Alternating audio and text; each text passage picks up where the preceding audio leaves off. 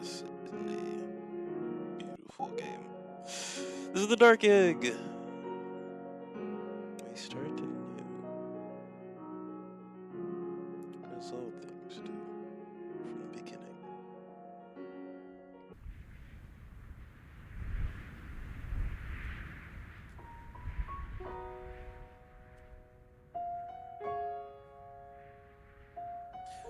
When I was young, I heard a story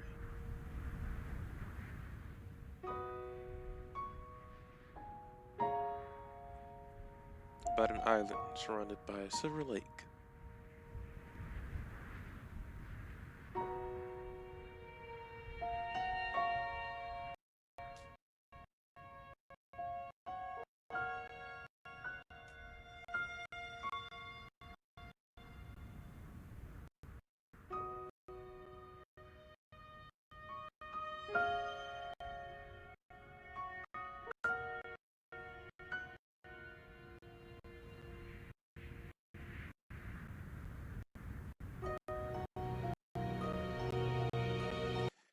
The island was empty, save for an old city.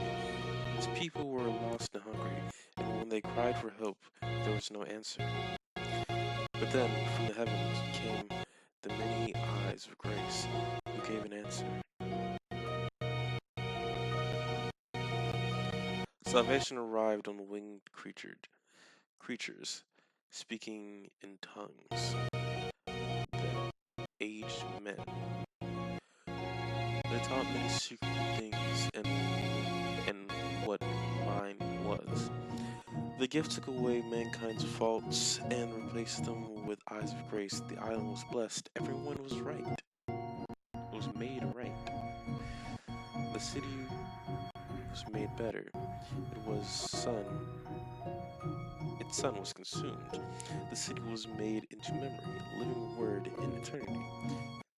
Screams faded, and none came back from the island. Most leave the island alone, except for those seeking its greatest treasure. An egg from the heavens, unspoiled and perfect, resting in the womb of the old city. A thing that will grant any wish you desire. A thing that I must get.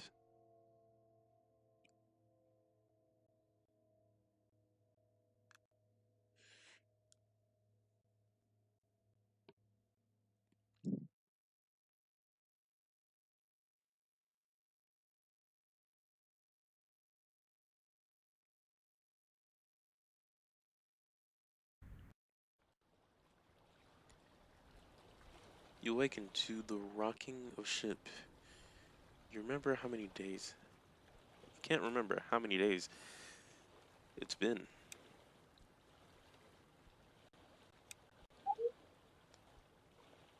They said it would only take about half a day to get to the island. Even the ferryman said so. But the ferryman has not moved from his spot since you got on this boat. He simply stares forward into a white mist with no island in sight. The sounds of waves surround you, and nothing else. You speak up to catch the ferryman's attention, but he makes no attempt to speak back to you. He only continues to steer into the white mist ahead. Is the boat even moving? You peer over the boat and see rushing water. It is a relief to know the boat is going somewhere. You like the ferryman. You, like the ferryman, simply stare out into the mist-covered waters. There is no island in sight.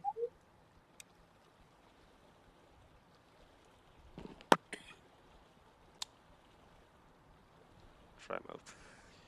You open your bag just You open your bag just beneath your feet. It is drenched by the mist and splash of the waves around you. The contents are nothing special. Gear you were told would help you on the island. Many assured you there would be a town near the seashore when you arrived. You're not so sure anymore. A good explorer always knows what he carries. Small knife, range, attack, 5. Rope for climbing, a compass, brought to help navigate along your map. But wait, where's the map? Recovery potions, attack, defense. Okay. You remember? Thought you were, though you remember bringing a map of the island, you can't seem to find it in your bag. Maybe it fell out. Item menu. Okay. Search for your map. Ruined map. You find your map on the floor of the ferry and pick it up. While you're no sailor yourself, it isn't completely foreign to you. Map and compass. A ruined map of the island and a broken compass. The map is wet to the touch, still hopeful. You open it, but find its contents unreadable anymore. The ink runs. It appears you'll need to draw a new one as you go. You place the map in your bag near your compass and notice the dial is spinning. Erratically, pulling it out, you try to hold it steady. The dial only grows more wild. Upon hearing a rustle from the front of the boat, you look up from your bag. The ferryman has turned from the misty waters. He stares at you with dull eyes. Ocean mist drips from his pale chin. You feel his gaze on you.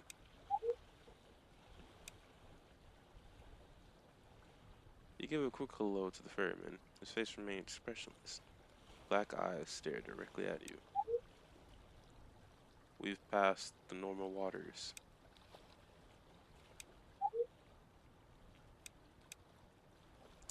Acknowledge. Indeed. You'll be docking soon. I won't go to shore. I'm sure you know. I never go to shore.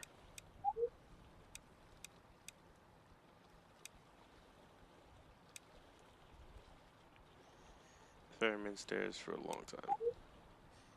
To keep, to step on the island is to become something else. But you know that already, didn't you?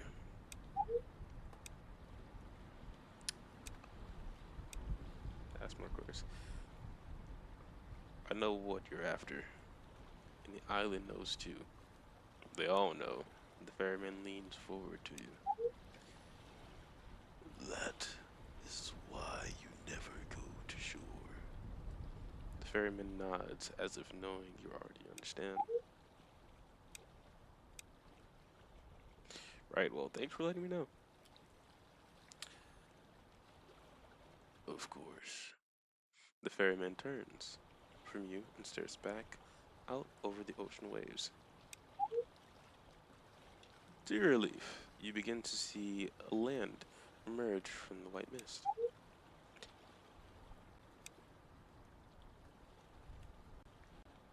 The shoreline is decorated in yellow lights, and as the boat gets closer, a silhouette of a dark, wet town appears before you. The lights seem to dance in the mist and rain. Is it is the harbor. Best be quiet when you go to shore, the ferryman whispers.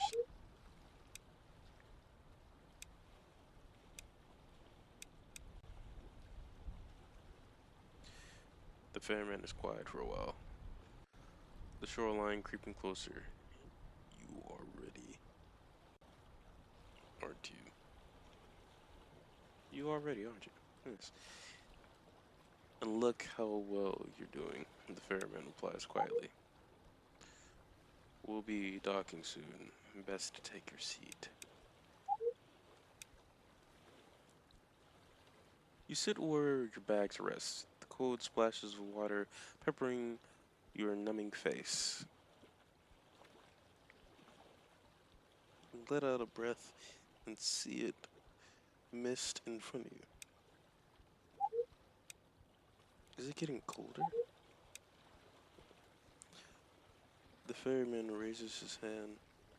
As he does so, the boat slows. The boat twists and turns as if four men are piloting it.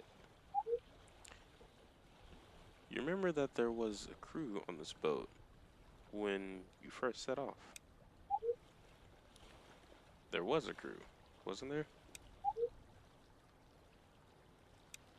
The boat comes to a halt, and beside the boat, you see a worn raft. Best of luck to whatever it is you're searching for, stranger. You look to the ferryman and are surprised to find he is not at the head of the boat any longer. That is strange. He was there a moment ago. You look around, but do not find him anywhere. It's only you, and there is only the dock. A small layer of snow covers it. You step off the boat, and your feet press into the snow. Light rain bring Light rain begins to pepper your face as you walk into the town.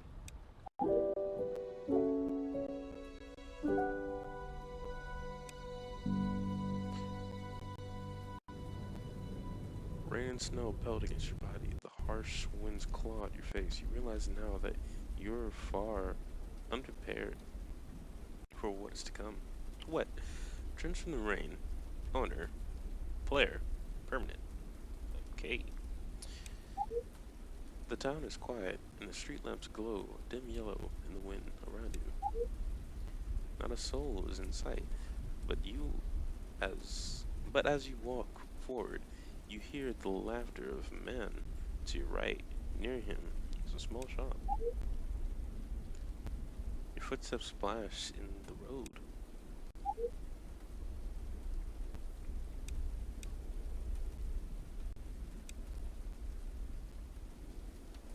Hmm. You walk up to the small shop and open the door, getting out of the rain quickly. Inside is a good deal warmer than out there.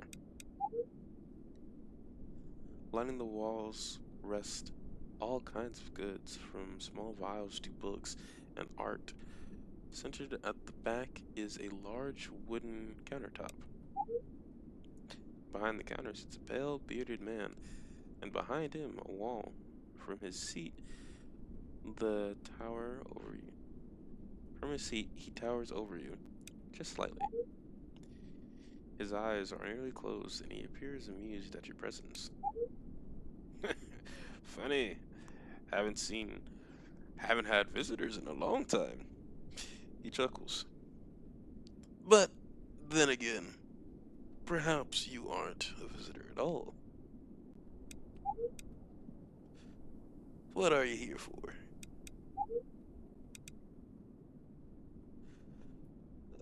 Equipment. You ask the man if he has any equipment to help you on your journey. He motions towards the back of the shop. As you walk, you find racks of various clothing, some with fur, others with various embellishments. You realize most of it is common wear and unfortunately not very helpful for what you plan to do. You think you can't use any of it? The man asks after a moment. He looks you up and down.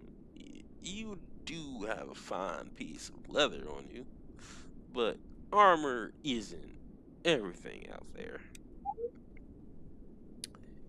He points to the thick coat near you. The cold can be just as deadly as the creatures, if you're not more so. If not more so.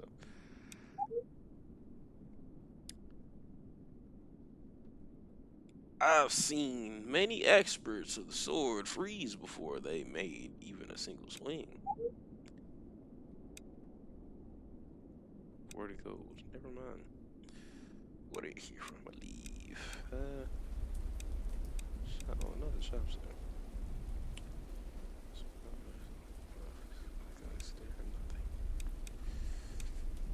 Hmm. It's not interact with them. As you follow the trail of wind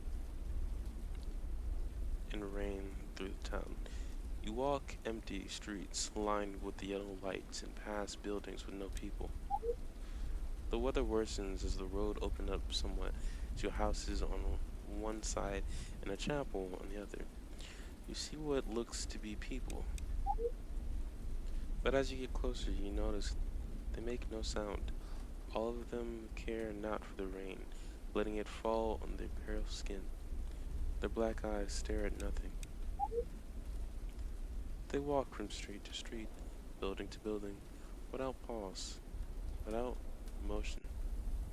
None turn to you as you walk by. You stand in the center of the road, blank faces passing you by. The chapel appears empty.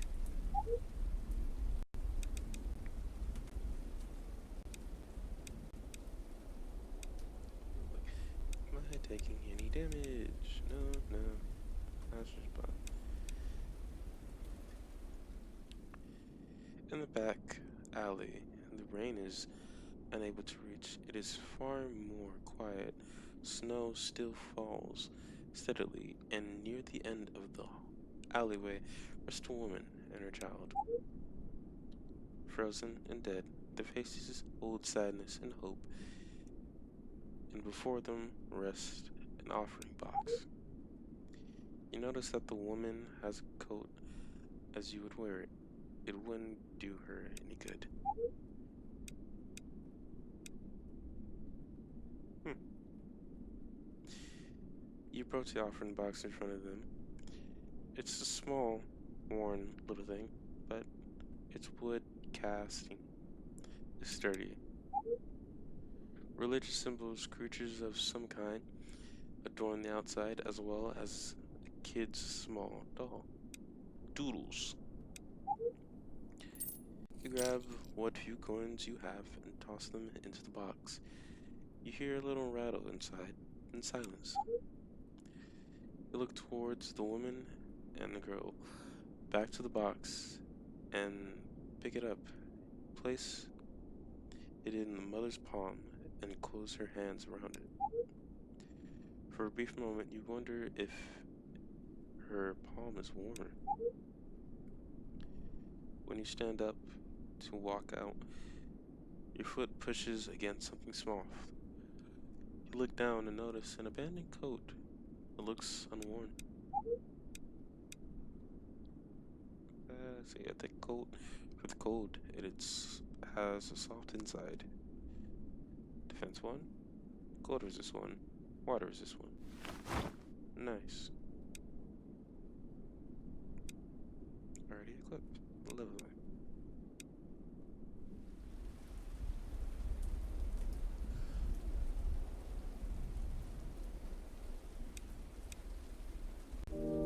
Chapel. The chapel is quiet. The floor, walls, and ceilings are tiled with glossed black stone. Between the stones rest worn, white grout. Pictures of people in the harbor line the walls, and lanterns rest in all four corners of the large room. In its center lies an altar. On it is a dark egg.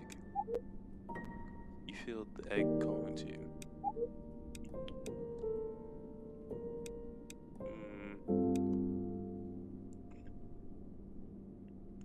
You walk up to the egg, passing rows of empty pews along your way. At the altar, you notice four pedestals surrounding the egg, each with a lit beacon. Faint glow surrounds the egg.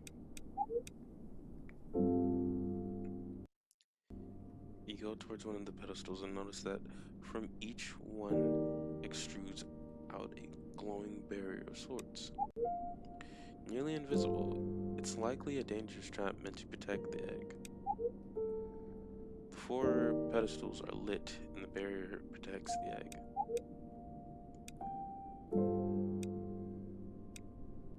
Okay. You examine the right pedestal and notice a switch beneath its beacon. You try to press it, but find it locked. You examine the left and notice a switch on the beacon. Try to press it, but find it's locked. Okay, and finally behind. You step around the altar. The 4 pedestals are lit. The barrier protects the egg.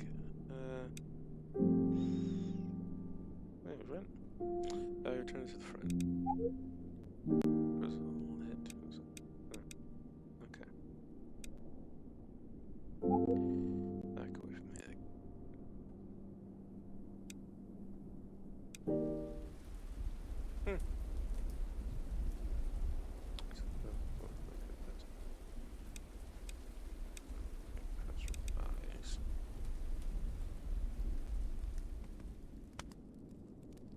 Look on a nearby house.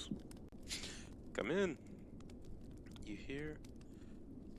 You open the door and walk inside the house.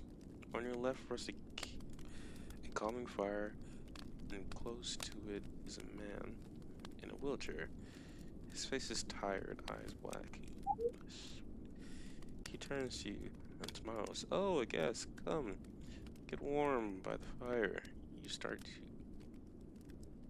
towards the jovial man.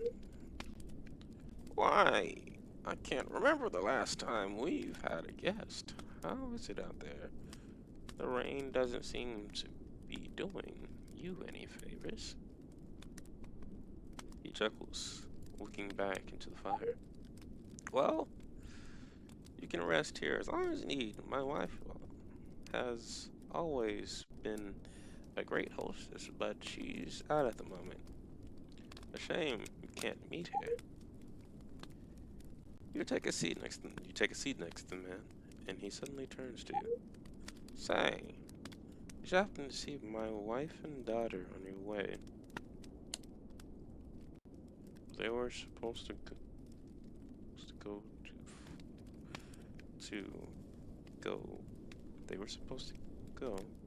for my medicine. For you can respond. The man starts when he sees you up close. Hey, that coat, it reminds me of my daughter's. I don't know why, but it does. They'll return, won't they? Yes, I'm sure. They're out there still. They're always out there, watching. You'd love them, stranger. Oh, you would. So kind, those two. So very kind, even to an old monster like me. If you sit a while longer, I'm sure they'll return, and you can meet them. The old man gives a crinkling smile.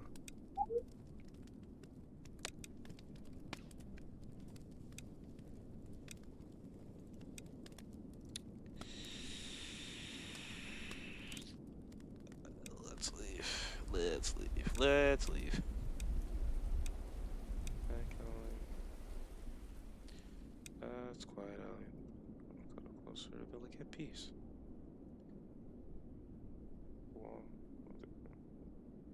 Okay.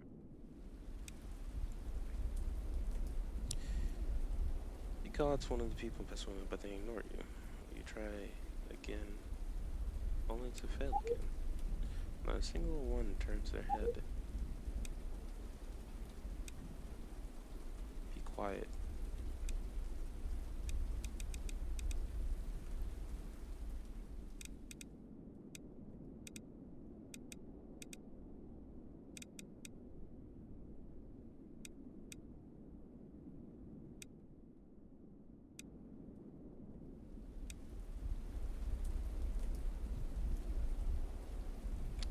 You can allow to more people, but the rain drowns you out.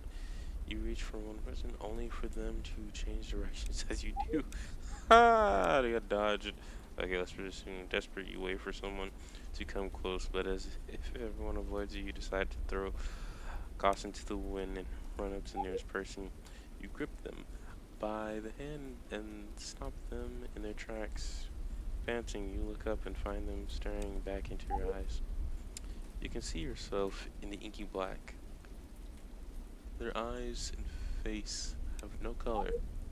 They smile, and when you blink, they're gone.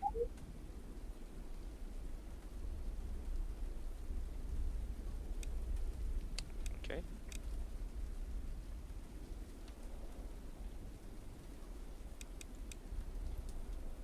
There's a man here.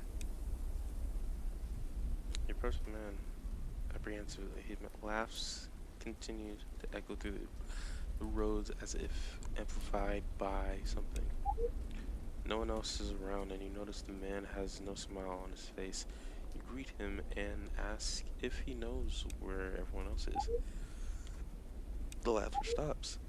He turns his face towards you, but does not meet your eyes. His gaze lies beyond you, a pale face without life. His eyes reflect nothing. There is no one else, there is just you. The man turns from you and walks away. He surely begins to laugh again, growing quieter as he vanishes from your view. Yep, yep, yep, yep. Won't do. Chapel, nothing, old man. Overlook.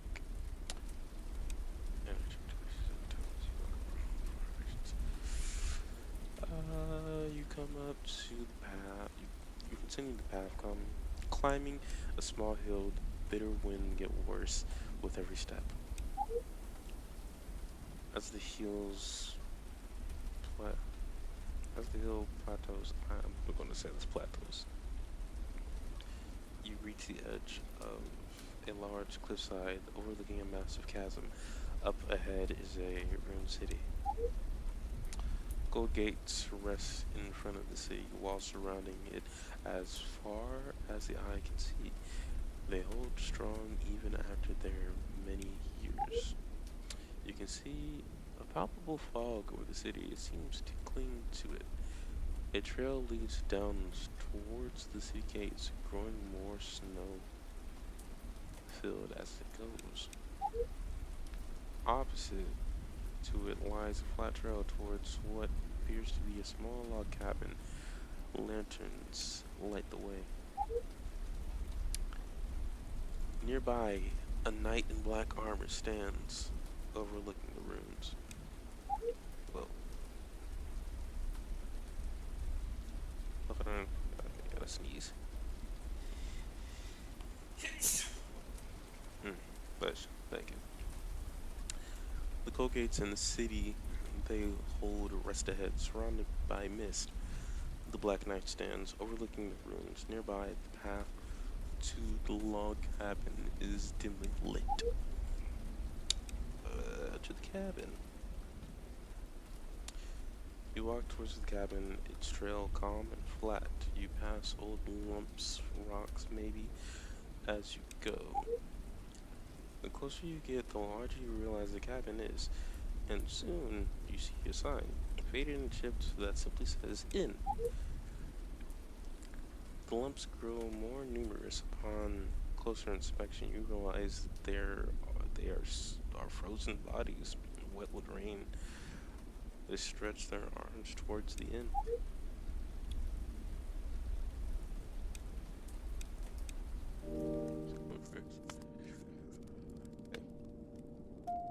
You walk inside the inn. The warmth kisses your face. A counter flanked by two sets of stairs lies centered in front of you, with the fire crackling gently in the corner. The room is constricted, otherwise tight, wooden walls save for the fireplace. The room is not even a fraction of the size of what you saw outside. The man behind the counter looks up at you. He beckons you to come closer. It's only takes a few steps. Another traveler. I see. He says, Come. Come to rest your weary body. It's cold out there, no? He looks back towards the stairwell. He looks back towards one of the stairwells. I have a room. I have seen many travelers come and go through this inn of mine. Some young and filled with spirit, others old enough to know better. But no matter the reason for your journey, I can guarantee rest here for when you need it. Should things ever become too dire out there, he continues, I imagine you might, well, wake up here again.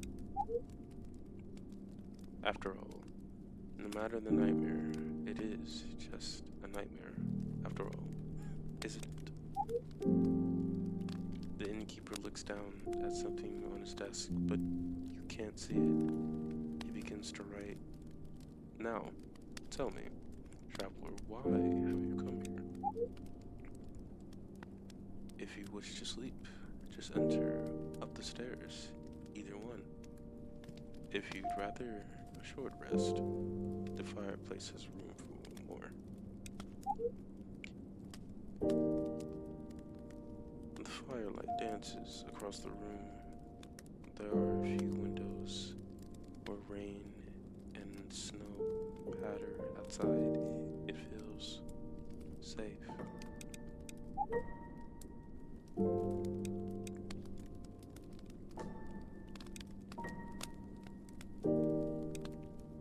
Thank you. I have not journeyed enough yet. Not just yet.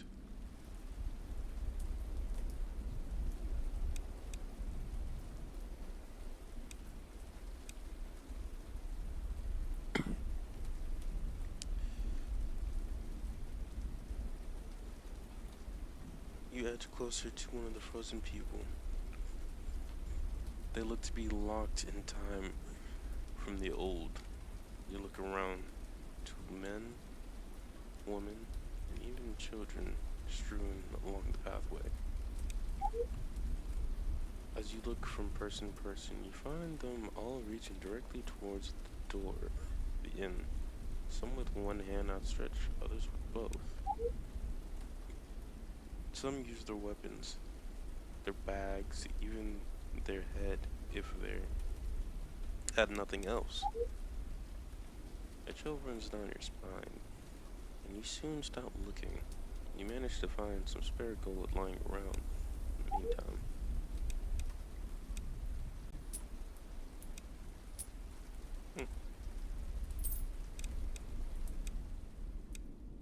Well, almost replaced the good deed I did.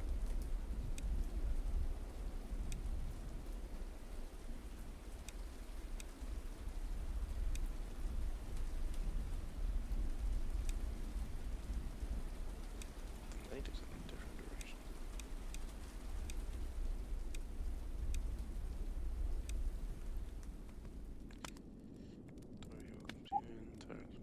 Hello again. The weather, he turns to you amused. What to say about it? It won't get sunny anytime soon. If that's what you're asking. The man chortles. I haven't heard that word in a long time. No, it won't get sunny. If you're planning to venture out much further, make sure you're prepared. The cold is vicious out there. Vicious, my wife is strict about. Keeping bundled up. In the chapel, man leans back in his chair when you ask about the chapel. Ah, the old chapel, such a lovely structure. Say, have you seen inside? You tell him you have. The old man gives a smile. Yes, beautiful, isn't it? The artwork especially. I know my daughter loves those pictures the most. I still remember when the folks around here used to actually visit the old thing. He stares off in thought. If I'm not mistaken, it was built back when people were first coming to this island. It was for the dark egg. The dark egg. They really worshipped that thing back then. Come on, let's out a snort. What am I even saying? They still do. And who could blame them? Not like there's much else around here. Why? It's the only thing that brings people to the island anymore. The man belly rolls with even heavier laughter.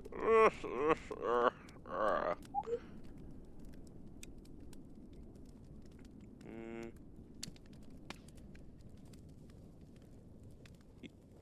You asked the man about the dark egg in the chapel. Oh, that old monument? It's a convincing replica, yes. But really, it's nothing like the real thing when you get close to it. It's nothing like it, you know. The man grasps the arms of his chair and looks the feeling. Right? You know, right? He turns to you, eyes wide. It's nothing, right? Just a goddamn fake. He spits. The feeling it gives.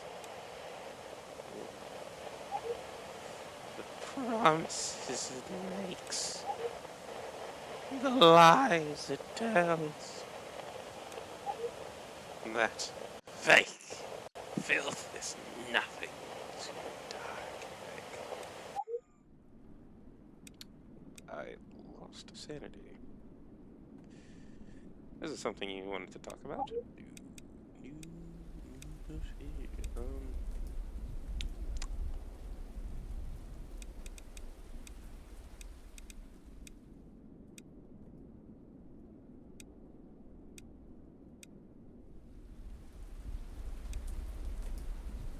Happy? The night.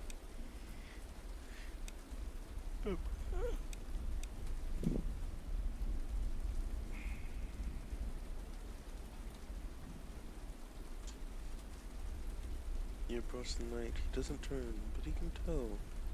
But you can tell he is aware of you.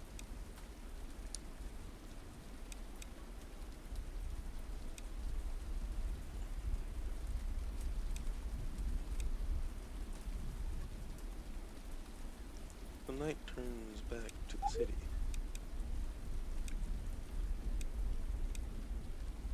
Okay.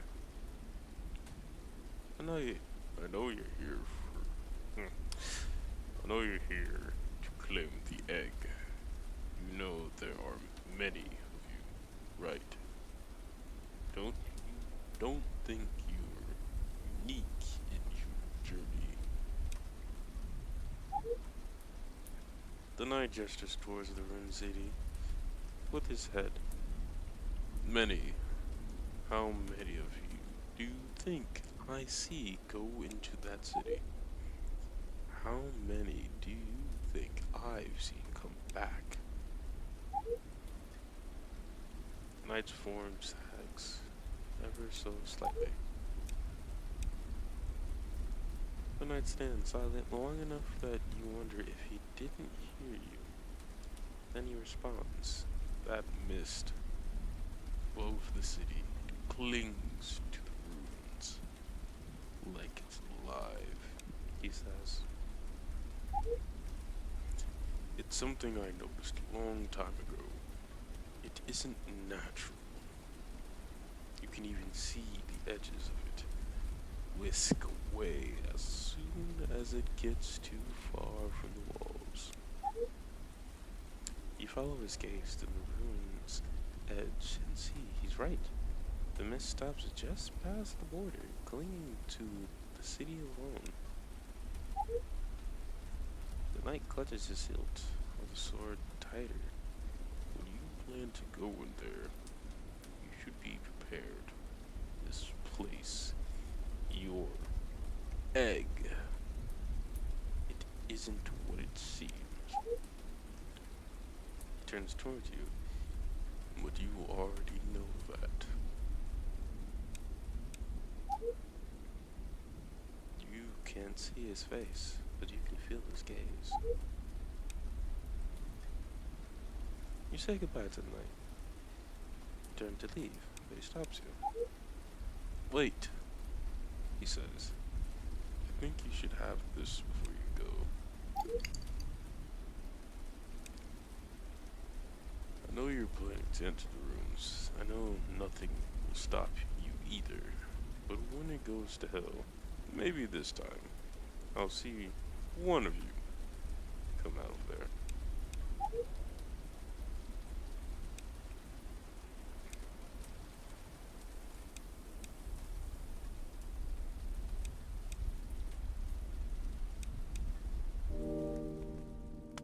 I like this place. Blast potion. Throw in case of immediate. Okay. I'll let you walk in. Welcome again.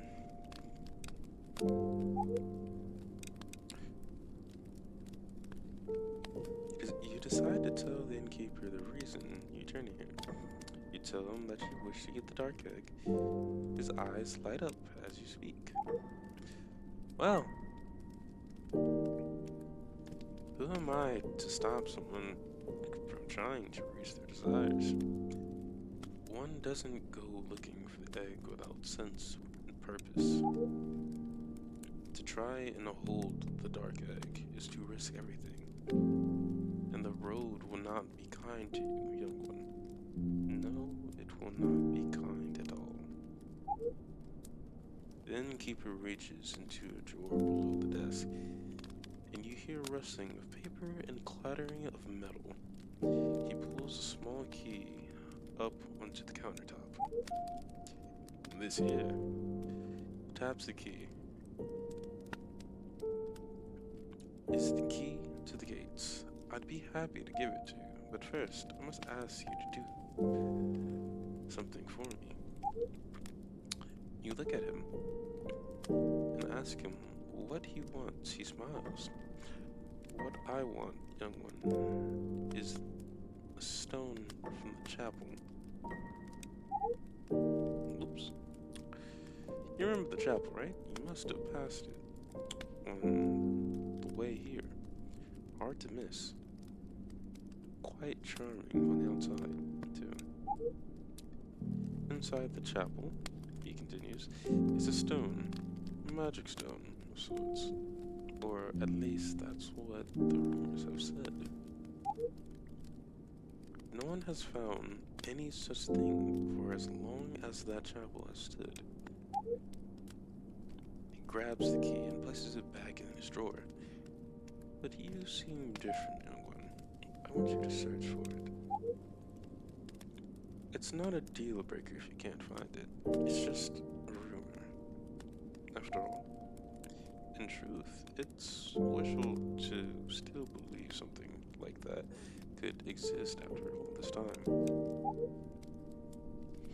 For as someone aiming for the egg, I imagine you should know what it's like to chase a dream. A wish. I think you know exactly what it feels like.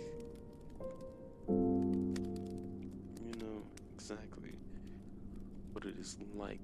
What it is that I feel. You're not. The firelight dances across the room. There are a few windows, the rain patters and snow softly.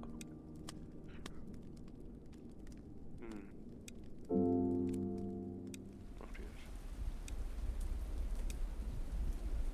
Instead, you will as one for the more you can avoid looking too closely. Instead, focus on finding any items gold. You imagine to find some gold and near empty potion, but nothing else. I wasn't expecting that.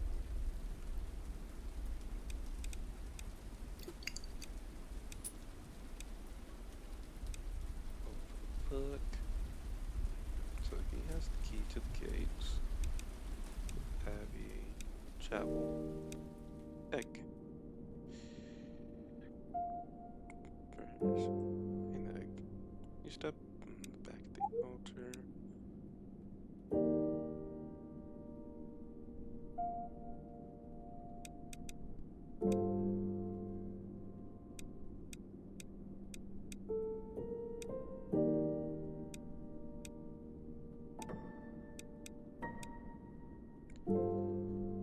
Pedestals which beneath it. Yes, you try pressing it and oh whoa.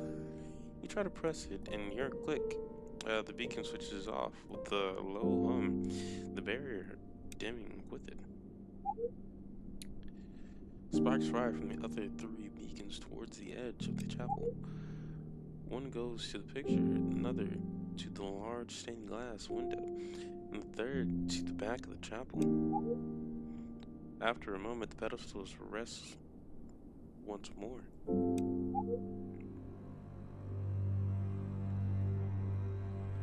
Okay.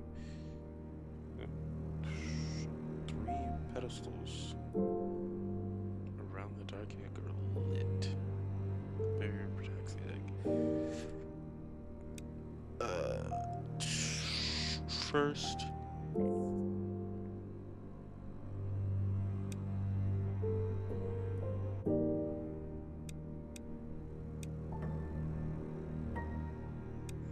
this one was back at the moment, patience.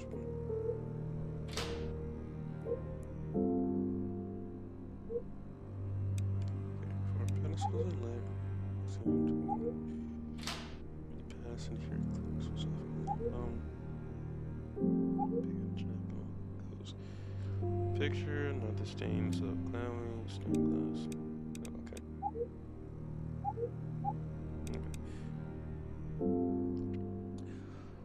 On the side of the chapel are various pictures spaced out across the entire wall. You approach the first and scan past each one. Nothing there,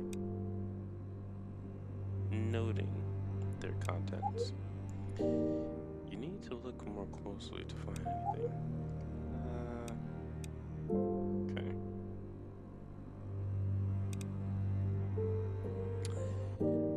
You see an eagle's eye view of the harbor, only it is a beautiful day and filled with blue.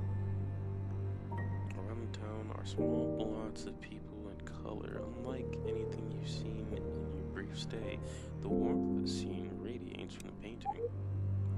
The layout of the harbor, even individual buildings, are identical to the real thing. Perhaps this was a recent work. You can even make out the small shop you pass along your way. Someone is walking into it. Wait. As you scan past the shop, something catches your eye. You peer closer and see an odd gray blotch. It's the man you talked to, the laughing man. You make eye contact. Recoil, but then he's gone. In his place is a blurry smudge on an empty street. Okay, my sanity.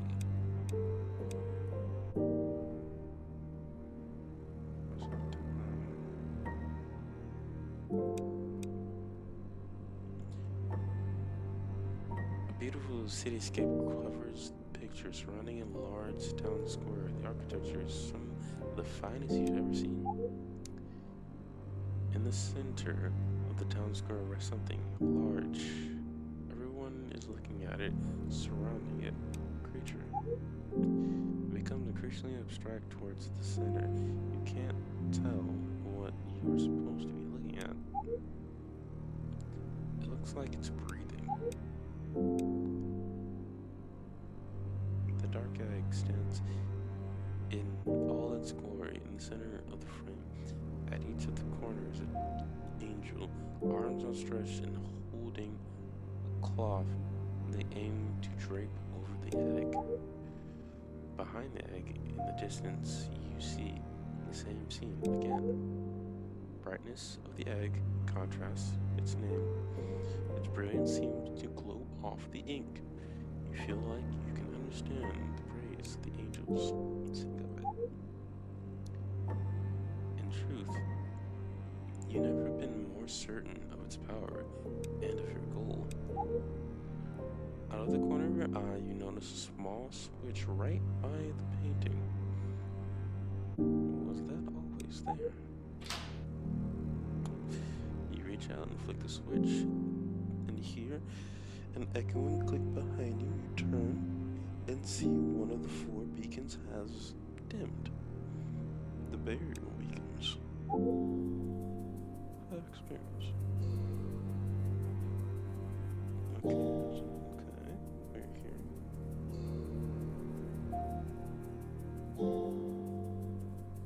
Flickering and time of a bell.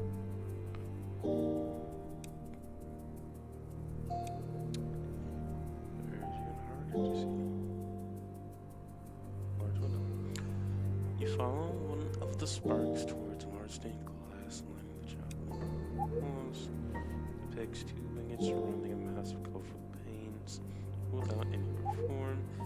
Despite the cloudy weather, lights still shine through, tracing the floor. You can hear the rain patter against the glass. Nothing in the window moves, and yet every time you look back, you swear the colors are different. Light, the pattern made on the floor seems suspicious. When you get close, you notice a grid marked with lines and dots. The light touches only specific dots. Okay. The light hitting the dot crawls through the line connected. Through the lines connected. It seems you can move them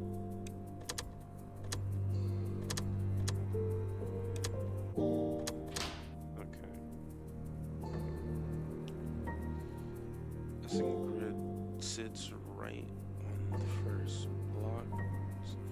Get in the way. Can I move those? Yes, I can. Okay.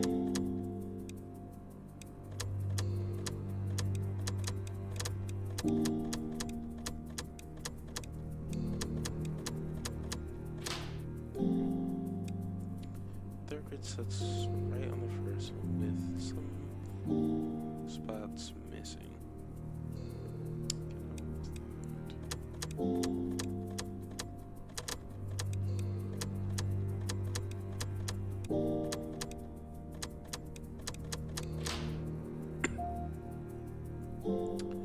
With a click, the third pattern lights up. Soon after, the light from beyond the glass vanishes and the pattern dulls down to just stretch in front. In the front again. Language on the lights tripping. The rain continues to batter outside. When you turn around, you see one less lit pedestal from the egg. What's that? Can I click it? Double back. At the back of the chapel, the lights are dim. The roof slides down as you near the edge, squeezing. The space is mostly empty, though there are various objects and furniture strewn around. You notice various books at the one corner and a closet nearby. In the other, a piano. The floor is a mess, but not a speck of dust in sight. Check out the piano. You found a rather beautiful piano. Beside its dust, The entire body has a lovely wooden sheen, and the ivory keys sit eager to be played. Book. You gotta pick up a book, open them. As soon as you do, you quickly find they are all in a language you do not understand. You place them on a nearby shelf.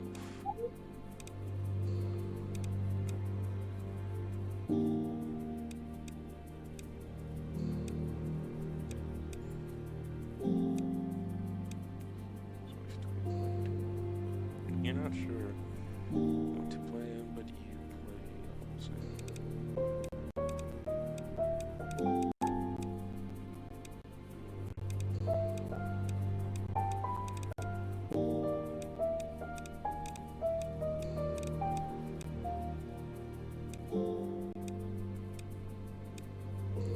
That's it.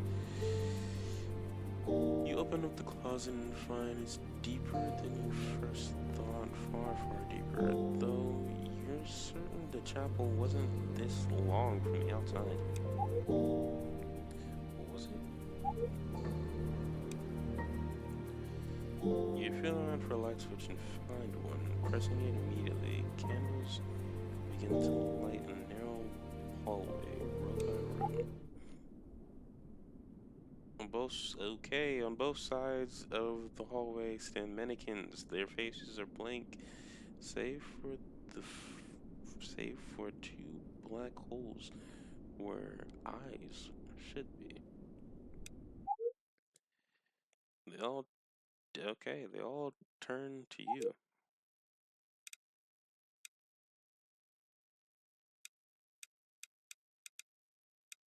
Fuck you, ball. You creep past the mannequins slowly and without a sound. They do not move, and yet when you turn around, the one behind you have turned their heads. Their eyes bore into. Okay, Senator North. You ignore the mannequins and press on. The hallway is endless. The mannequins are endless, and everything looks the same. You're tiring. But thankfully, as you keep on moving through the rows of heads, you stumble upon what seems to be the very same door you came in. There's something attached to the door. Sheet music. Faded sheet music for a piano. Why was it stuck to the wall? Take that. You suppose it's time to get out of there. The only question is how to leave.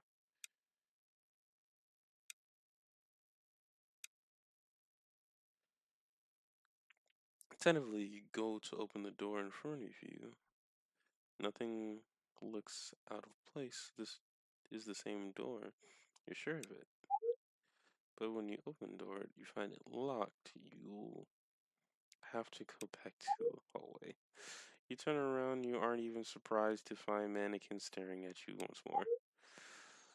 You scurry back through the hallway, going as quickly as possible.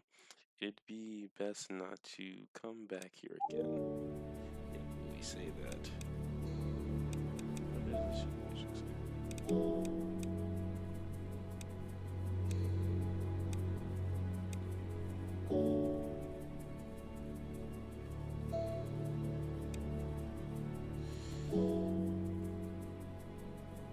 Okay.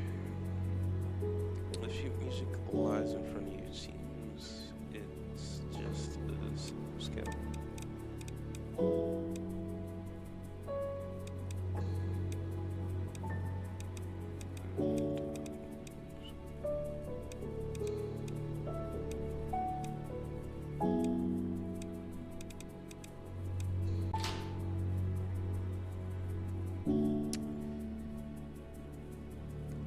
As soon as you press the final key, a click is heard behind you. The piano goes silent. You turn around and find one of the four pedestals is turned off.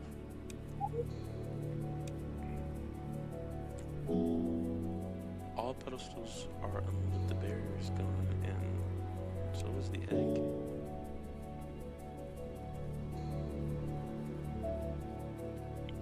if your eyes are playing trick on you, stepping up to the altar where the bear used to be. You can see as clear as day the egg is gone. You feel the altar looking for it. Perhaps it's been eaten. Just in case. You wonder if your eyes are playing tricks on you. Stepping up to the altar where the bear used to be, you can see clear as day the egg is gone. You feel the altar looking for it. Perhaps it's been eaten. Trying as you might, you find nothing about the egg. You are surprised, however, to find metal beneath your feet. You check your hands and find a key.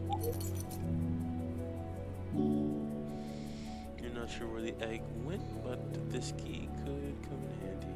What could it be for?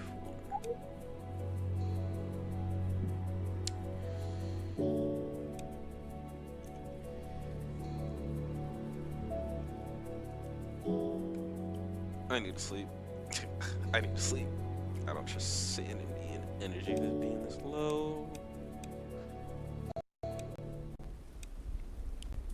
But not there. Go to overlook, then in.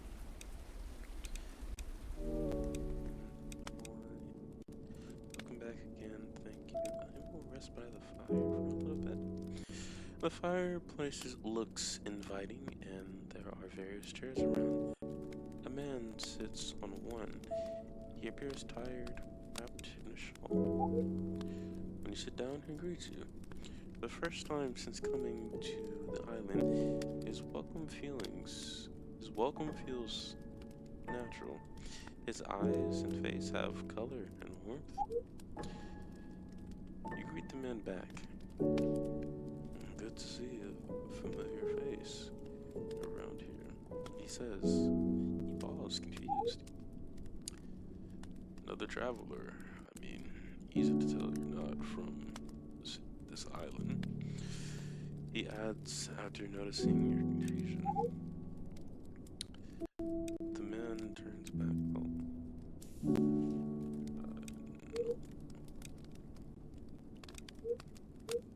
That's just it. The man turns back to the fire. Talk. How about that? Oh my. It's skipping.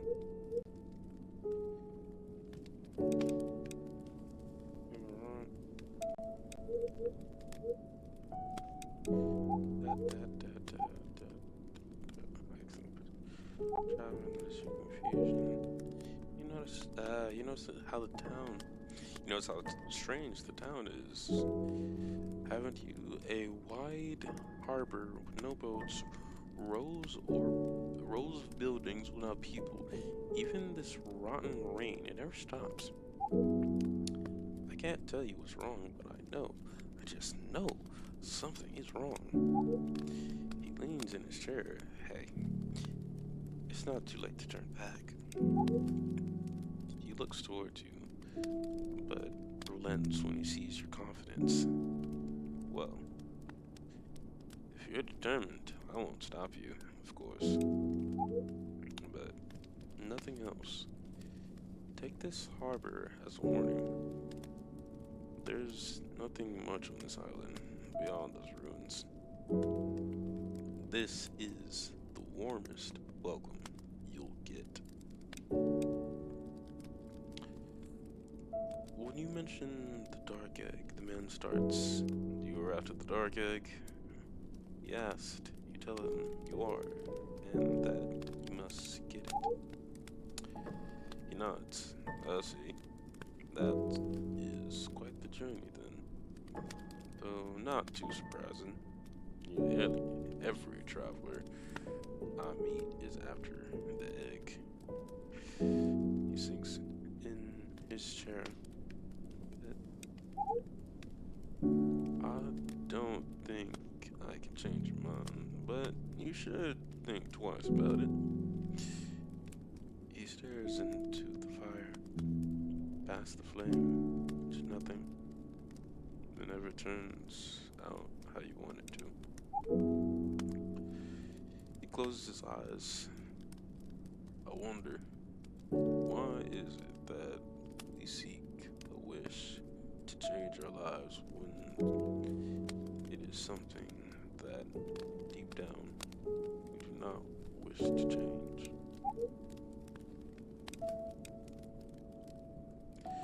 Ah, the cold gates. Those ruins are as beautiful as they are deadly. I've only been once myself. Turned around just from the cold. The man snuggles in his shawl, staring into the flame. I'm sure you've heard it 100 times already, but that place is cold.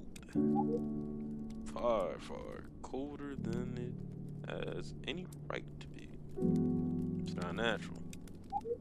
You don't need a key to get past the gate, and you don't need to pass the city to get to your egg. He returns and sits up straighter. But, you know, they didn't lock that gate to keep things in. No, nothing that city ever leaves. And that's why they locked it to keep travelers, you, out. Once you go past that city, you won't come back here. One reason or another, you won't come back here.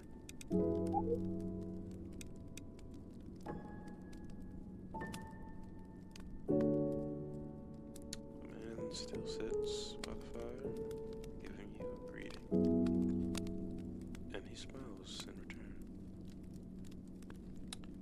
You grab a welcoming chair, sit by the fire. Its lapping flames flick warmth around you.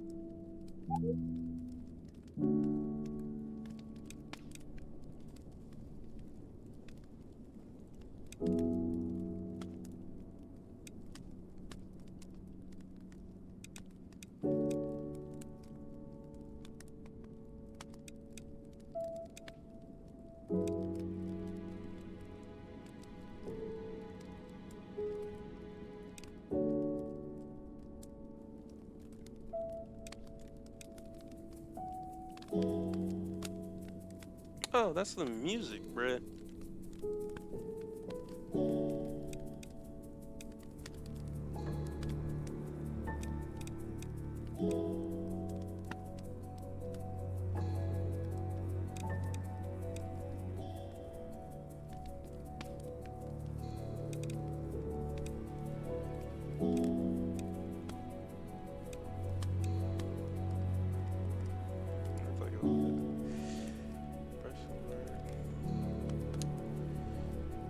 Get up from the fire and ask if the man is ready to leave. Dude, in a moment, he says, I just need some time to rest.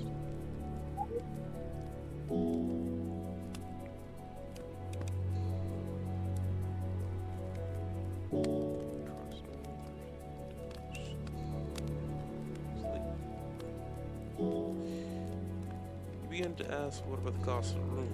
The innkeeper stops you. We don't need coin if you wish to rest. It costs us nothing.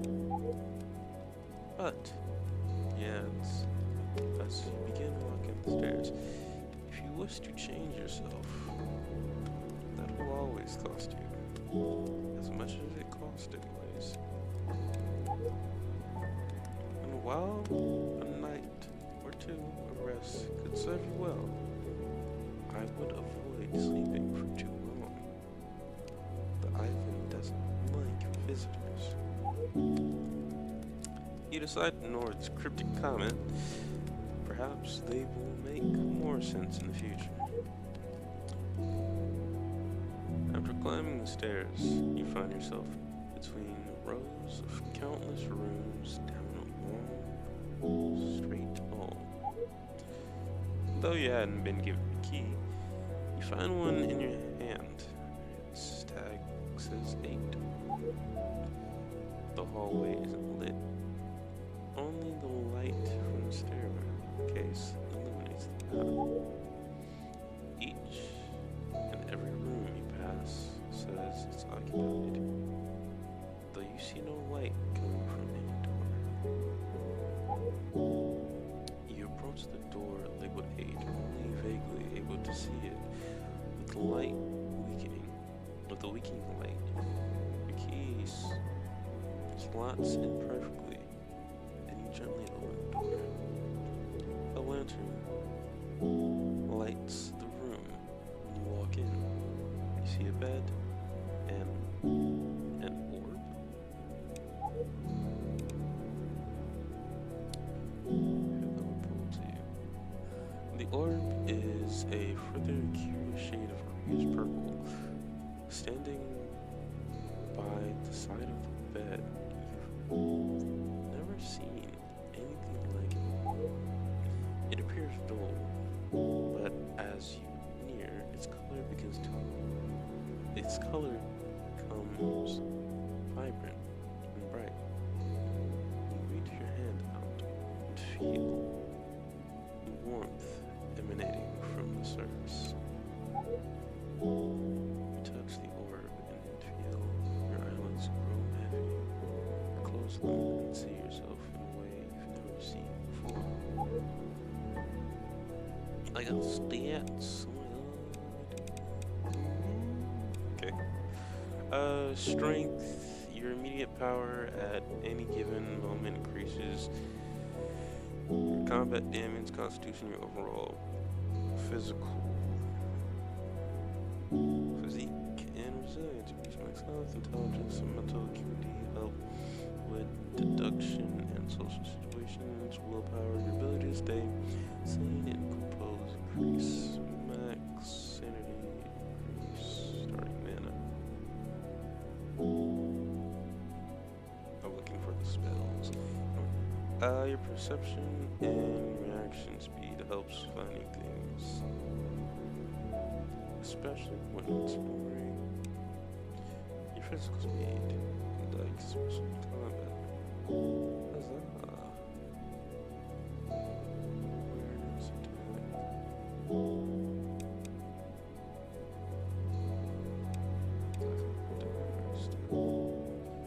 One of every staff.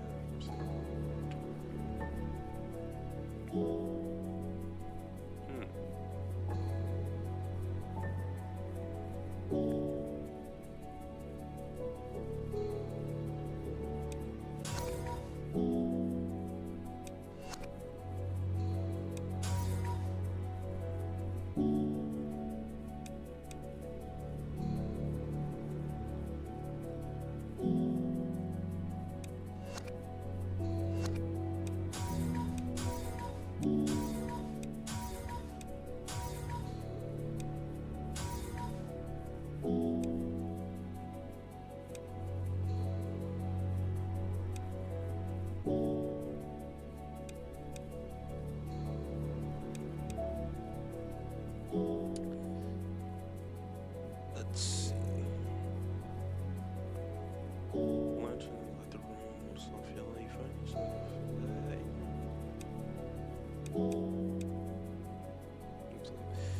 You remove your outer garments and go into bed. The light dims away as you do.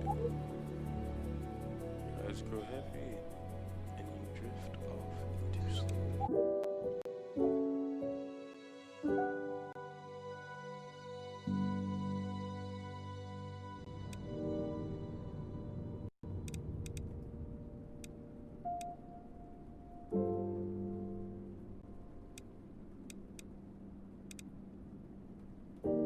Eh?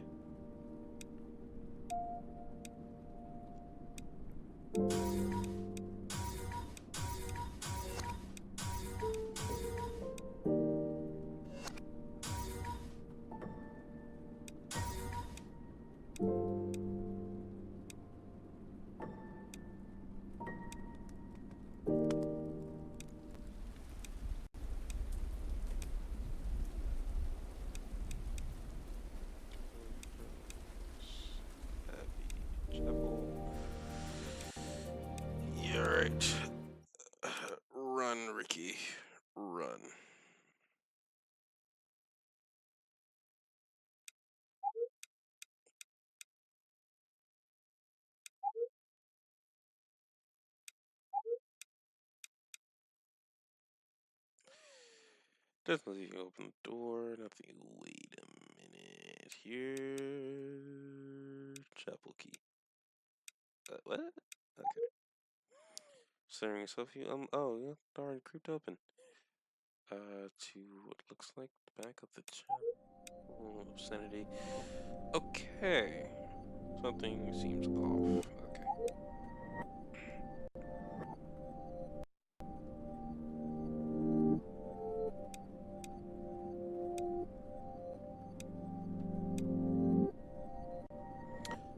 You go to the altar and find a stone resting on it instead of the egg.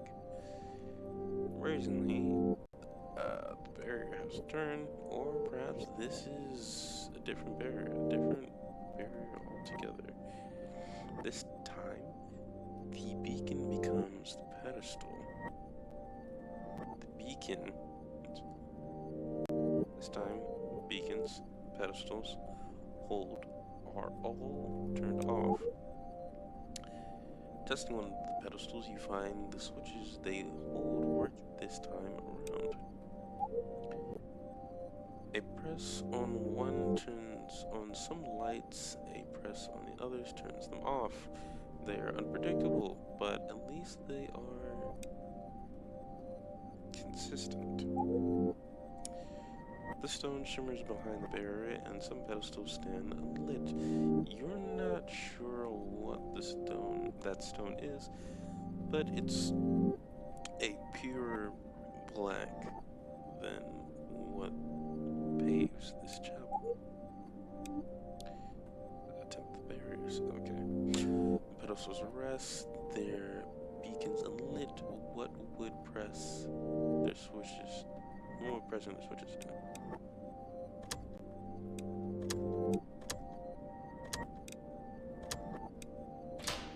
Okay. You click with the light shut off. The switches are behaving differently. Okay. Okay. Okay. Okay. Another click. The pedestal shut off again.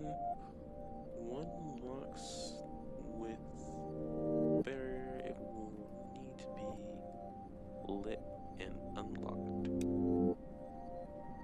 Assuming this one.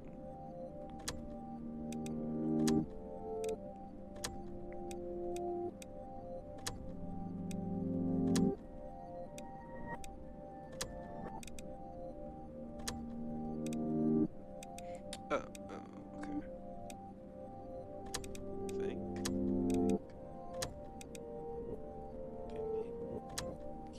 Keep this one on.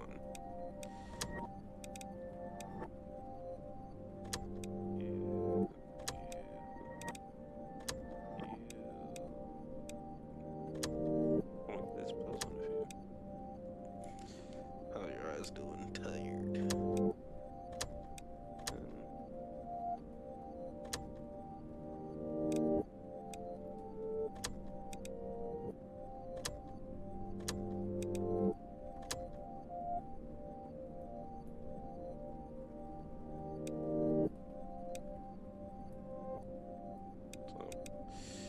It will need to be lit and unlocked.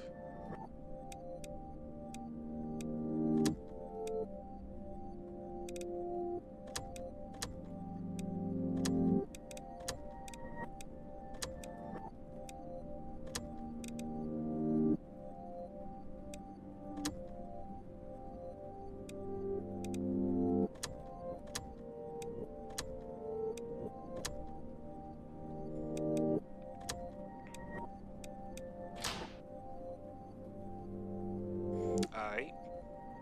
Sure. The pedestals were to life and finally quenched the barrier. They load drone, it vanishes from view as all four pedestals stand with lit beacons.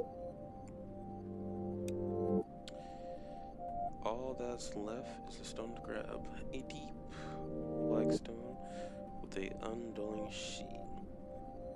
It can be used in many ways, but once used it will vanish. Choose wisely. Swordstone. 4 petals will stand around the altar. Beacons lit where the stone once lies nothing. Once now lies nothing. We did the altar and checked everything else. Heading over to the chapel gallery, you find each picture is distorted.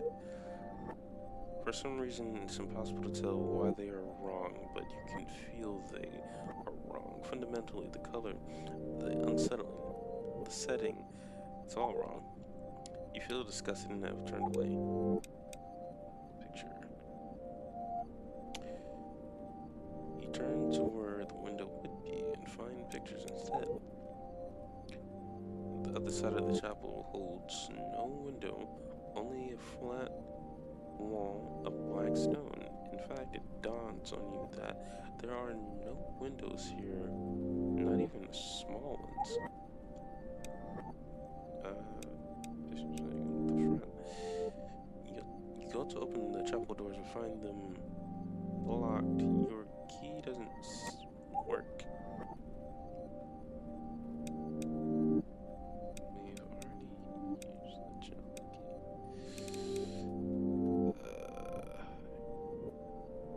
Ready for this yet? Last potion. Okay. Prize in your hand, you decided to back. You turn back and open the closet door, finding a long hallway once more. Only one thing left to do.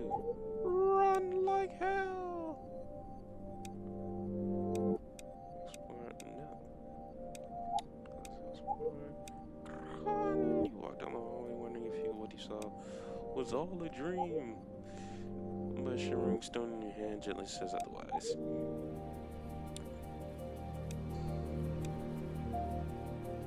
The floor is a mess, but not spectacular.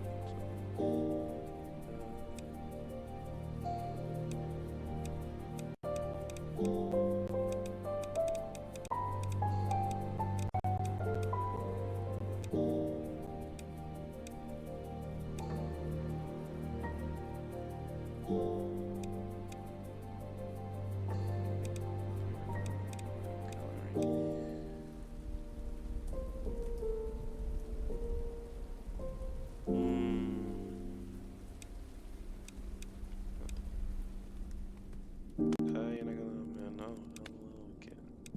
Yeah, okay, no. Computer, let's hit in the bodies. Give. What the fuck are you skipping?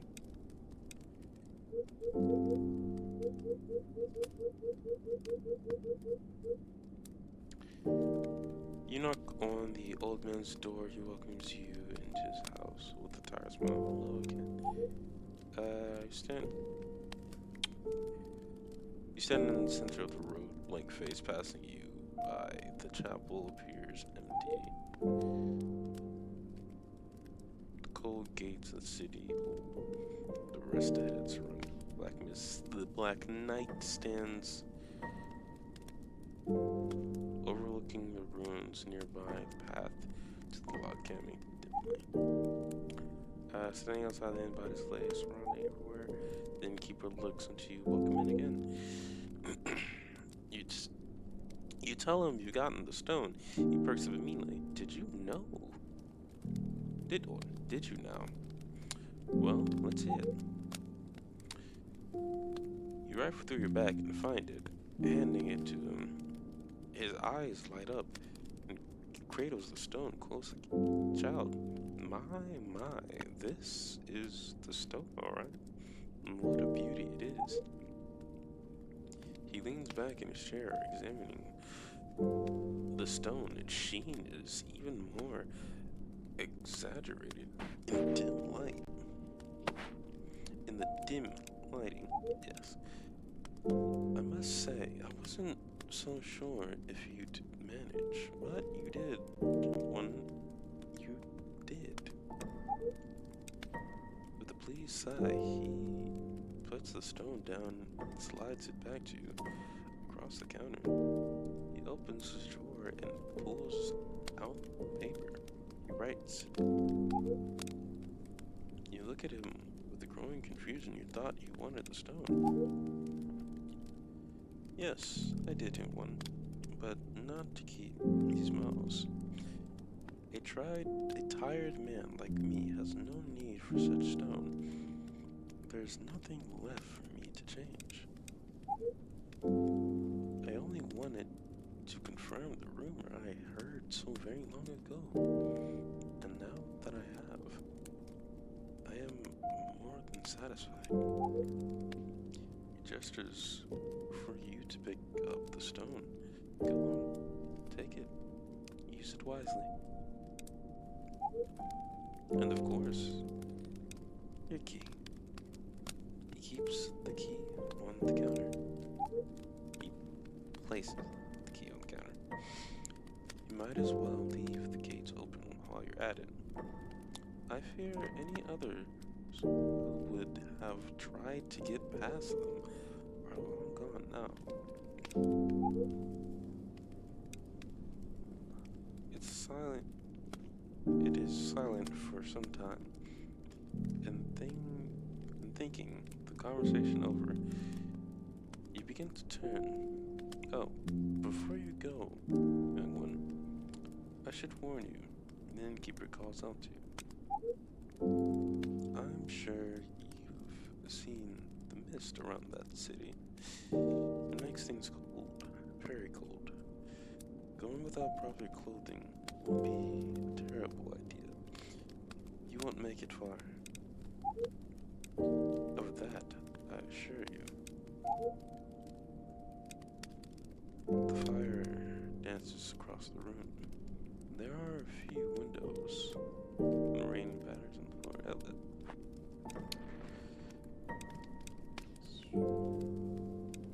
We've got everything. What key?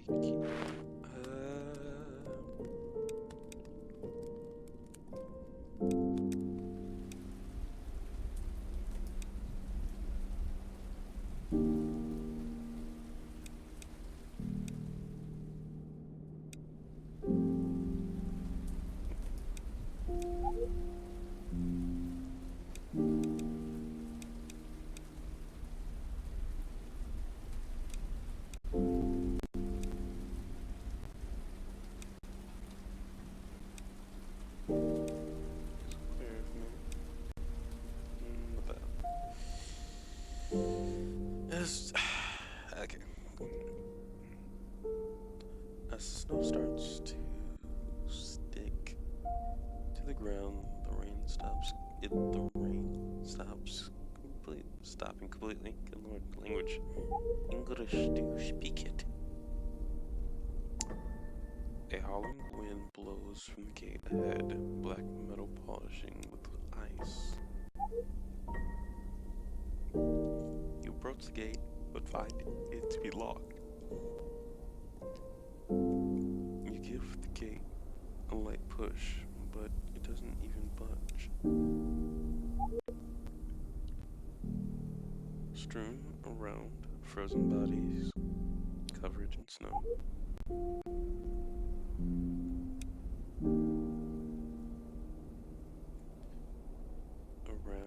All around you, are bodies of unspoken adventurers, merchants, wanderers.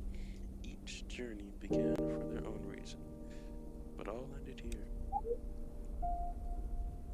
It seems that most things have already been taken, likely from other travelers along the way. You do, however, find a pouch of gold and a sword. You've never used one before. It might very well be time to learn.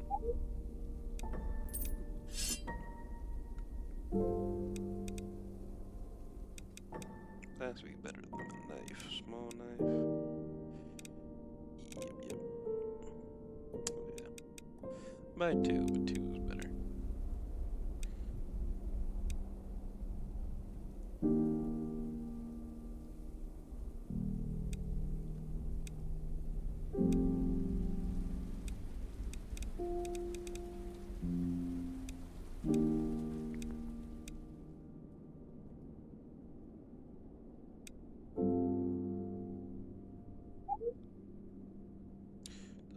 damage or anything essential here. Man says, not many visitors means not many buyers either. Still, you're welcome to look around. Cavalry potion, blast potion.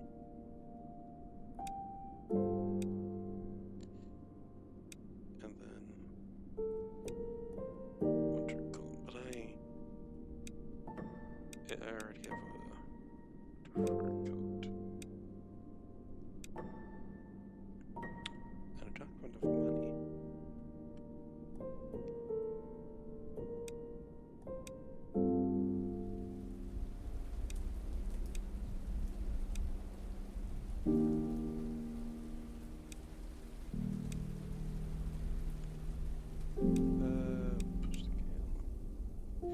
Approach the gate, key in hand, the metal's frozen to touch, but the key still slides in until it fits snug inside. A small turn, a series of gears turn, a series of grinding clicks are heard from the lock. All at once, the gate begins pulling outwards away from you. Metal screeches at regular intervals as the gate moves, perhaps the first time in years. The gate begins slow as it fully opens. Whatever mechanisms inside that were giving it the force to move also seems to be holding it in place. Good Lord, language. The path to the ruined city is opened. I think I leveled up. The snow surrounds the gate. Their black frozen frames look like an open jail cell, warning of the dangers inside. Like the city. How much did I get from that? Oh. I think I do have enough. And awareness is best when exploring. I'm gonna go upgrade that. Surprisingly, the bodies are still a thing to look for.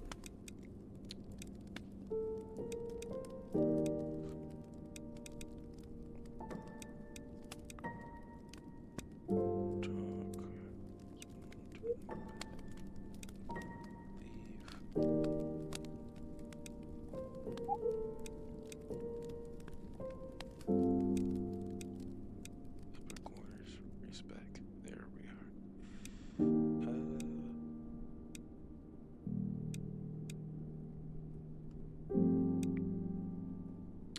I was trying to upgrade awareness, but I guess not.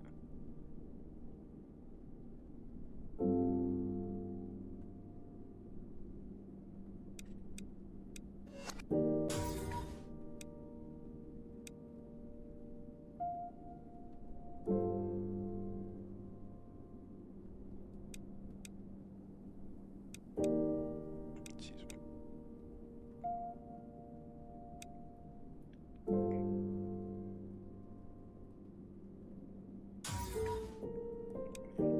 Alright, sure. Yeah.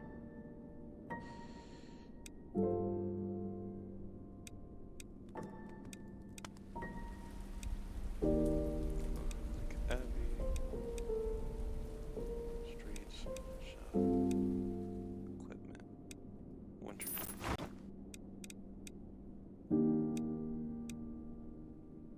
Can I equip the winter coat and fur coat?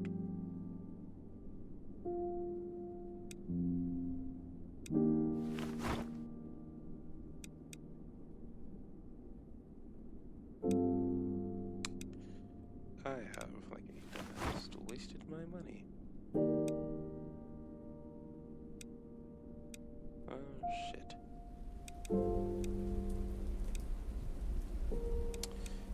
Do I have a say? Too far away.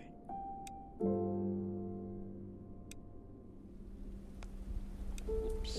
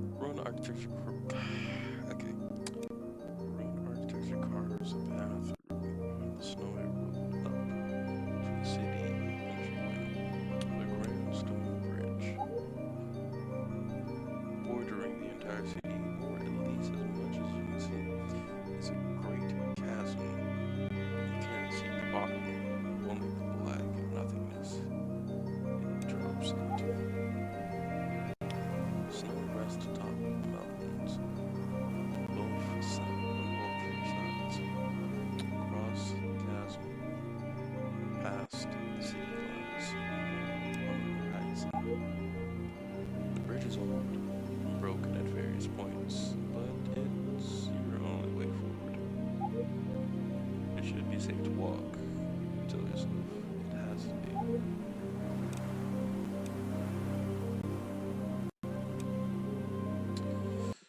Crossing the bridge is no simple feat.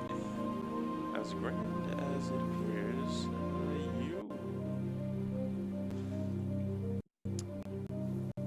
as grand as it appeared.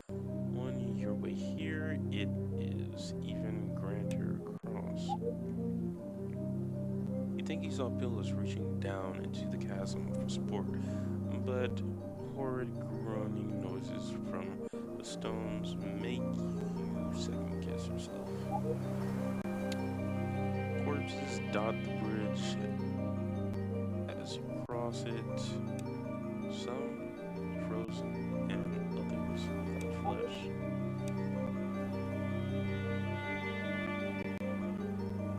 Kinda need to.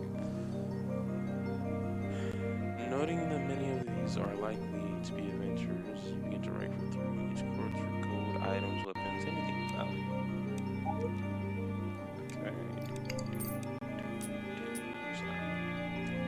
You do find a few things as you search the eyes of the lost, the frozen captures. Even as you try to avoid, it shakes you. Sandy lost. Okay. A piece of stonework crumbles off the bridge to the side as you walk past. It falls into the abyss, and you never hear it hit the ground.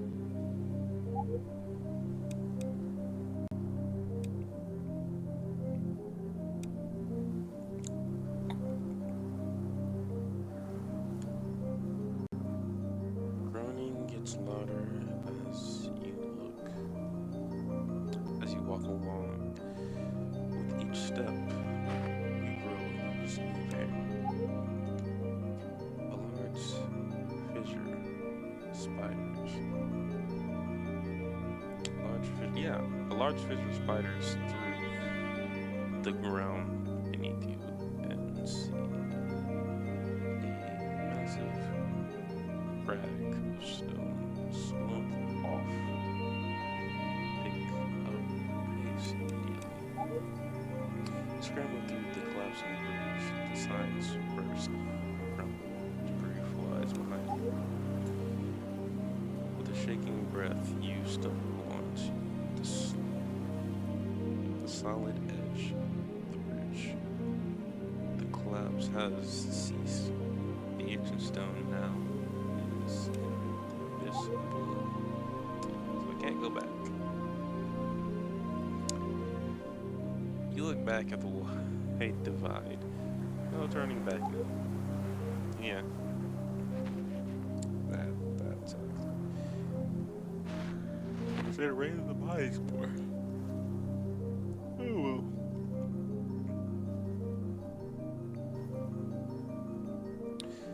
The landscape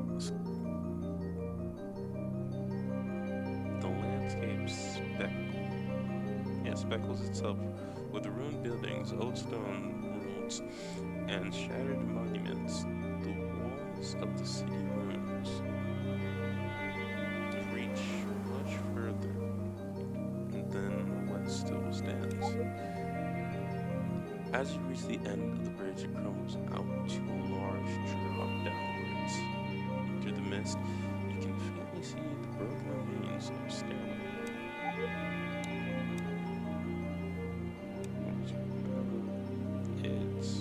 Doesn't seem wise. Left, right.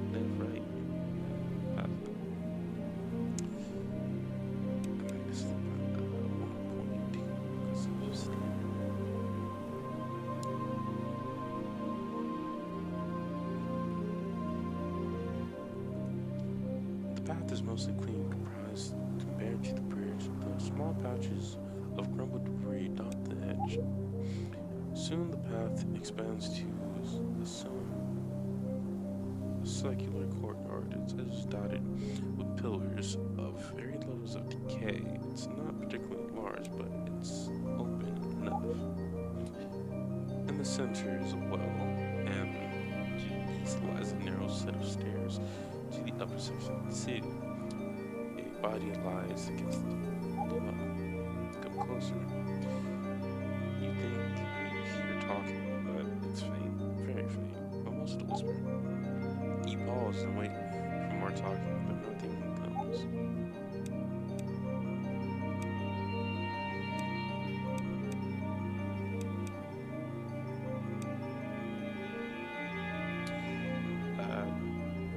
My sanity's up. You step towards the body and lean down, but quickly find them dead. There's no chance the voice came from here. You hear a whisper again. Come closer. It's clearly coming from the corner of your eye. You notice a dead body holding a hand out. In it is a note.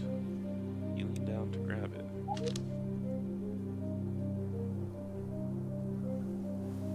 Don't open.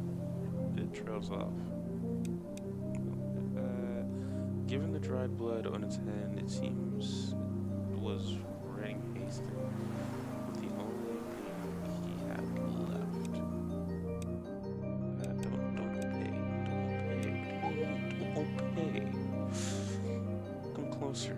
Another whisper prompts your attention towards the well again. You peer into the well, but see only darkness.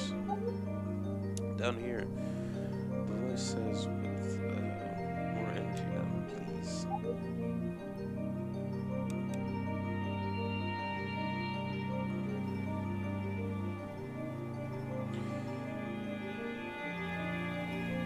I should really save.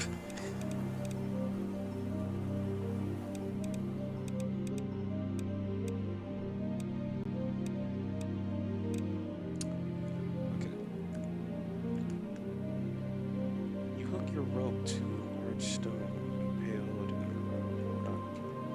the other around yourself. You pose yourself at the well edge and begin your descent. It's hard to judge the depth of the well. The further you go, the more wary that you might not have enough rope to reach the bottom. Your descent takes minutes. The light darkens until there is none. Thankfully, you feel ground below you. Quickly stand and untie the rope. Well bottom. The well is dark and dank. Dank memes. Your eyes adjust a bit slowly.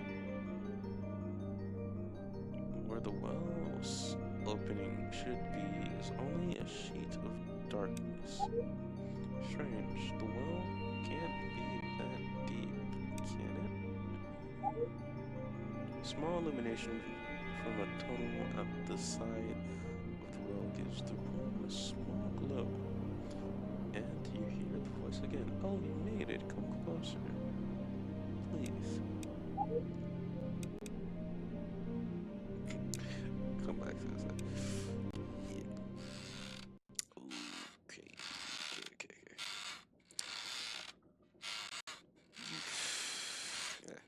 You head into the cave's maw. Into the cave's maw, crouching to fit and intent on finding the source of the glow. It only takes a few steps until the tunnel opens up. The area is small, but breathable. The stone wall are polished and carved clearly man-made. Old clothes are strewn about the floor. At the far side of the room is a wooden confessional booth built into the wall. A curtain drapes over its opening. The light comes from behind it. Against the blinder is a shadow of a woman rocking back and forth without movement. Oh, there you are. Please open my cabin. Won't you? I wish to see you.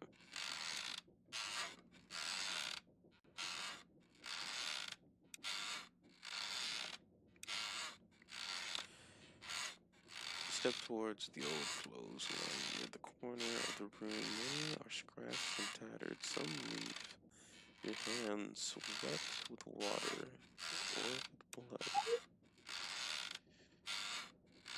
Parse through the clothes, checking pockets and their wares. You find some cold and various dirty pouches.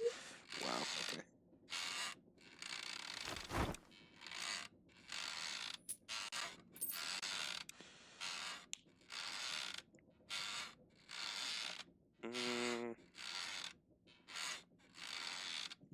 You like kind of want to be like, all right, thanks for the money, old hag. Dip. But you know, fuck the old woman. You pull out the old lady. Her head tilts down. Oh, hi, young one. Well, thank goodness you're here. Please open my curtain, will you? Oh, it's so dark down here. I can't see you.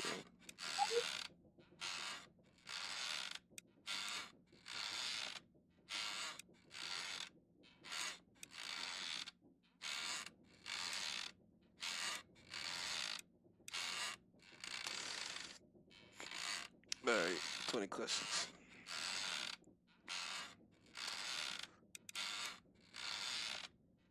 What's that light? Yes, what that light is. What light do you speak of? What light do you speak of? It's too dark to see here. If you help me, maybe I can see it. Okay, okay. It's an English.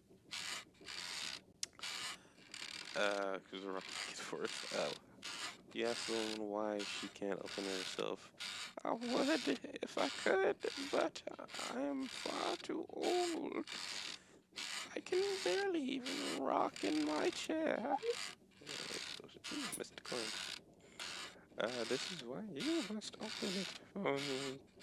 Traveler, please help me.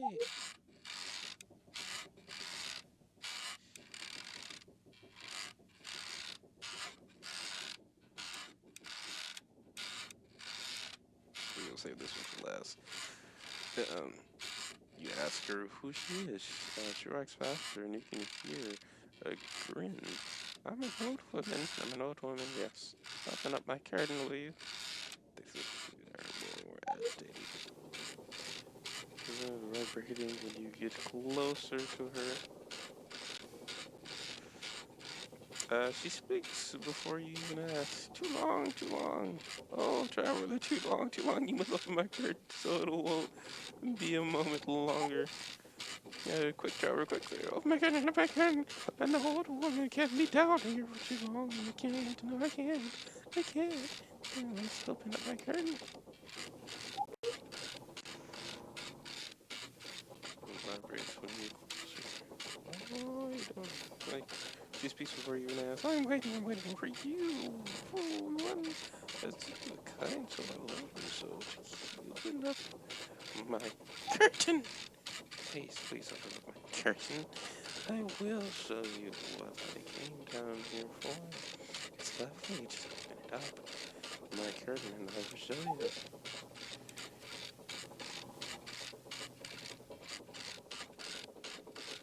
You don't need to go back. Don't listen to this odd thing. You don't need to go back. Come open my curtain, fuck. The rocking steadies and she seizes up when you try to leave. No! Come back! I need you. Come back, come back, come back, come back. Oh, come back, come back, come back, come back, come back, come back, come back, come back. Run! Jerks in French ways. Talk to me, talk to me. Talk to you. You begin crouching and leave and you hear the woman's voice behind you. No, no, you can't leave me here. Please come back. Nah, I'm good, G. The room's lit. You can hear, please, dear, come closer. Climb back to the surface. Funny.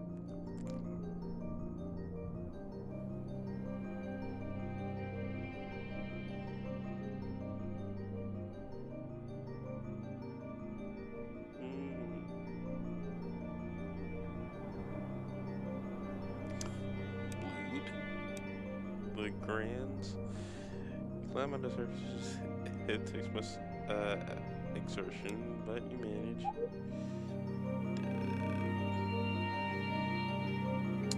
I faint those from the corner. Come closer! It sounds like you'll be drunk in the well. No!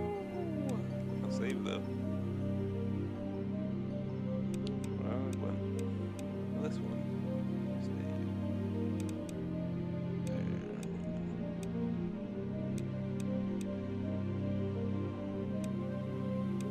I have the walls. Down the well. To the tunnel. Dun, dun, dun, dun. Dun, dun, dun, dun, dun. Alright, that's good. She picks up speed and she's like, yes, let's open it, open it. Her shadow becomes increasingly hunched, elongated. As your hand grabs the bottom of the curtain, her face fidgets uncontrollably in every direction. Her neck stretches, and as it tries to keep up, she bangs against the wood of her box. Do it! You grab the edge of the curtain. You lift it up. The room goes dark. She shows her your fanny. Nah, nah. There is no light behind the curtain. There isn't anything. Laughter echoes through the well. It's dark. Yet I can leave the room with haste. It's dark. Huh. This was just darkness. I was born in the darkness. I feel like if my sanity was lower, something greater would happen. It does take a lot of my energy, though. Oh well. With that, I will leave it here. Thank you, everybody, for tuning in today. This has been the MW Frequency.